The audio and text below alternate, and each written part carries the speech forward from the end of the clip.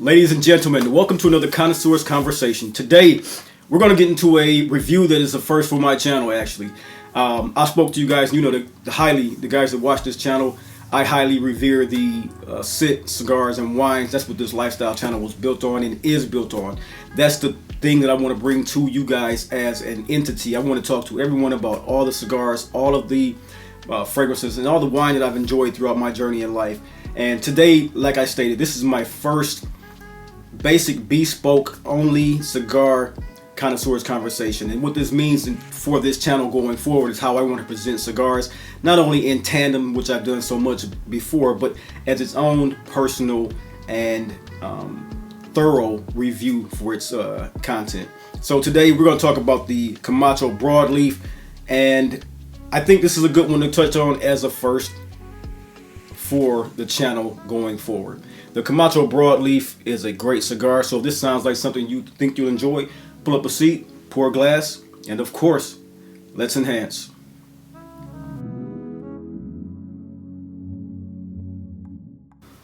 Ladies and gentlemen, welcome to the Dry Down, the lifestyle channel where we as enthusiasts aspire to enhance and elevate our olfactive sensory experiences through the understanding of the different aromas, facets, and nuance of scent, cigars, and wine.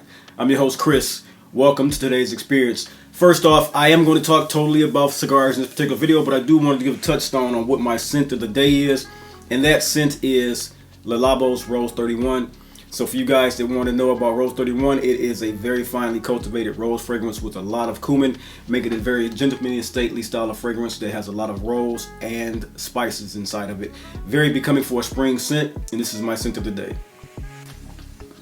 Next, and for what we came here, this is the Camacho Broadleaf. I'm a big fan of broadleaf cigars, and this one here is a Honduran broadleaf.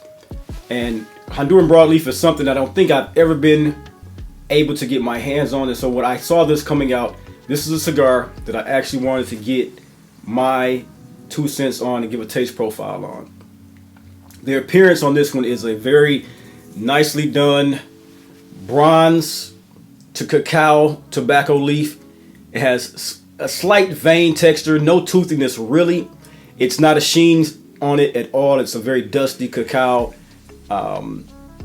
matte finish to this tobacco. And what you get from it in its springiness, it's a firm pack with slight spring. So it's been put inside the humidor and stayed there, and it really conditioned itself well. Just slight spring back, so that's a very good cigar. Now there is some blemishes here. If you'll look, that's a hard vein for the leaf, which I'm not very fond of seeing on this particular cigar. So that's one knock I will say. That is something that's a little bit unbecoming. I want to see how that burns, if that make that area canoe or not. That is a very hard vein. Nonetheless, this is not one I smoked, obviously, but I have smoked 2 of these to give you the flavor profile and to see what this cigar basically does for me. So that is the actual appearance. The pre-light taste on these was slight cacao, earthy minerality.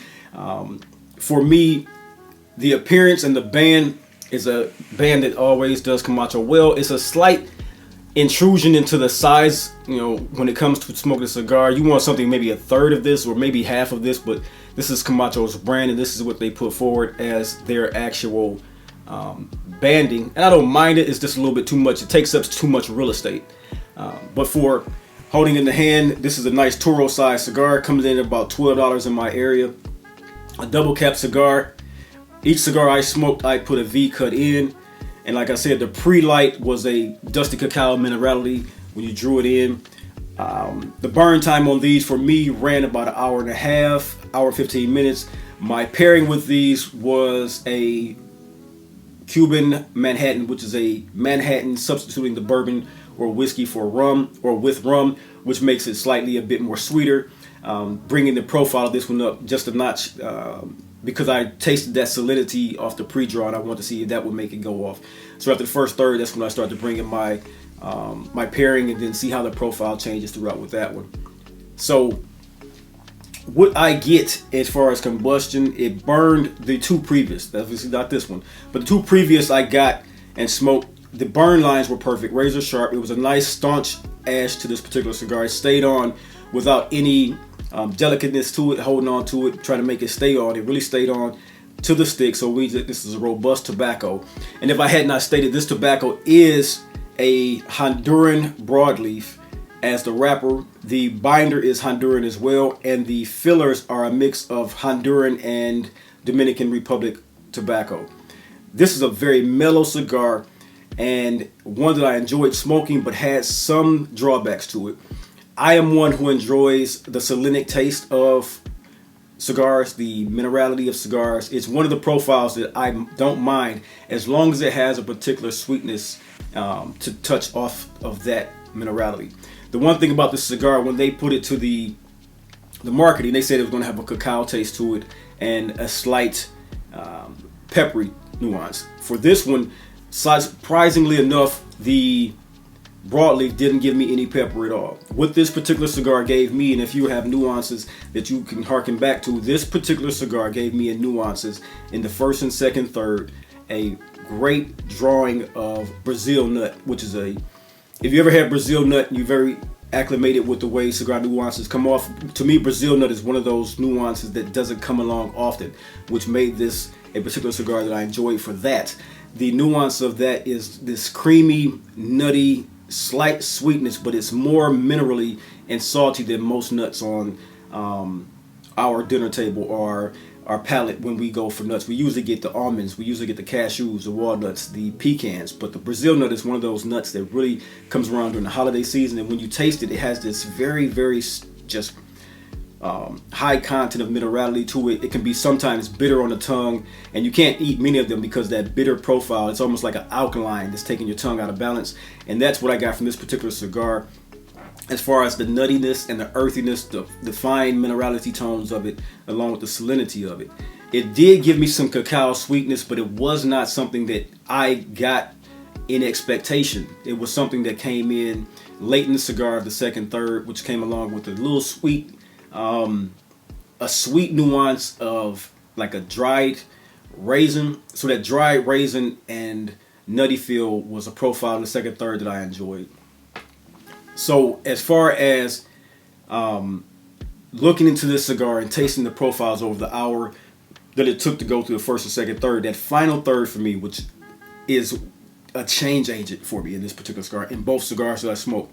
The change agent in this is, I'm assuming that when they got to the bottom of this, most of the filler content is toward the rear of the cigar, toward the head of the cigar. Because what I started to taste was a more prominent Dominican Republican filler tobacco in that, and that nuance became more creamy, much more of a vanillic sweetness, which I enjoyed toward the end of the cigar. I'm not sure, and I want to state that profoundly, I'm not sure that that was something that I picked up because of the rum tasting, because I did put rum with both of these, but I have had that particular drink with cigars before, and I never picked it up in that prominence toward the rear of a cigar. So I'm going to give that to the cigar as a taste profile. And the final third, which was when you had to cut the band off, the cigar began to become more mellow, much less of a bold cigar. The smoke was ethereal throughout the smoking of the cigar, which to me is what maintained the ash of it as well, because the smoke was light. It was easy burning. It didn't have to get too many draws or pulls off it. It was one that just, the smoke filled the mouth walls, the palate, and the tongue, giving me every profile I wanted to get from this particular cigar as a taste. I did also, in the final third, pick up a little leather from this particular cigar. No coffee, no real peppery notes, nothing but earth, dark sweetness, and a little vanilla sweetness. This is a cigar that I would suggest, if you're getting into cigars, I would wait to see how your palate develops before going into this one, because the Honduran Broadleaf to me is a new one, and the nuances off this were not perfect. They were not bad. They were not something I would smoke again, or would not smoke again, I should say. But it was just something, as a cigar, it came off very different. And to me, that's not a bad thing. We keep, as cigar smokers, wanting and searching for different profiles. Then when we find one, we want to complain about it sometimes.